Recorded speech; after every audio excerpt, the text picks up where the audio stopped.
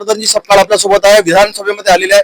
7 दिवसाच्या या हिवाळी अधिवेशनामध्ये विदर्भाला न्याय मिळाला असं वाटतं आपल्याला? राजा उदार झाला आणि हाती भोपळा दिला. देवेंद्र फडणवीस मुख्यमंत्री होण्याच्या पूर्वी राणा भीमदेवी थाटात विदर्भ करत असत. त्यांना विदर्भाचा इतका पुळका आला होता की त्यांनी एकेकाळी विदर्भ वेगळा होत नाही तोपर्यंत मी लग्न करणार नाही, एवढं देखील त्यांनी एक वक्तव्य केलं होतं. मात्र आता मुख्यमंत्री झाल्यावर त्यांना विदर्भाचे असल्याच्या विदर्भाच्या विकासाचा हा पूर्णतः त्यांना विसर पडलेला आहे.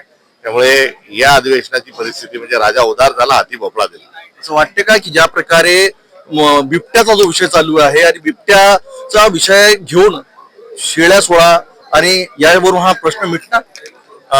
शेळ्या सोडण्याचा जो निर्णय सरकारने घेतलाय त्या अनुषंगानं मुख्यमंत्री देवेंद्र फडणवीस आणि वनमंत्र्यांना नोबेल पुरस्कार द्यावा, कारण त्यांनी एक संशोधन केलं. इतका हास्यास्पद निर्णय आहे आणि याला कुठलाही आधार नाही. त्यामुळे आता त्यांची वाहवा करण्याच्या अनुषंगाने फक्त त्यांना रिकमेंडेशन भारत सरकारने करावं, त्यांना नोबेल मिळावा या निर्णयाकरता. येणाऱ्या ज्या स्थानिक स्वराज्य संस्थेच्या निवडणूक आहे, महापालिका जिल्हा परिषद मध्ये महाविकास आघाडी सोबत राहील संदर्भात निर्णय घेईल. शेवटचा प्रश्न, आज विरोधी पक्ष नेता होऊ देत नाही, 29चा स्वबळ आहे, परंतु कोणताही सभागृह जर असला देशाचा खालच्या ग्रामपंचायत पासून लोकसभेपर्यंत तर विपक्ष नेता असतो, परंतु इथे नाही. राजधर्म पाळला पाहिजे आणि देवेंद्र फडणवीस राजधर्म पाळत नाही, ते अधर्मी आहेत म्हणून विरोधी पक्ष नेता ते नेमत नाही.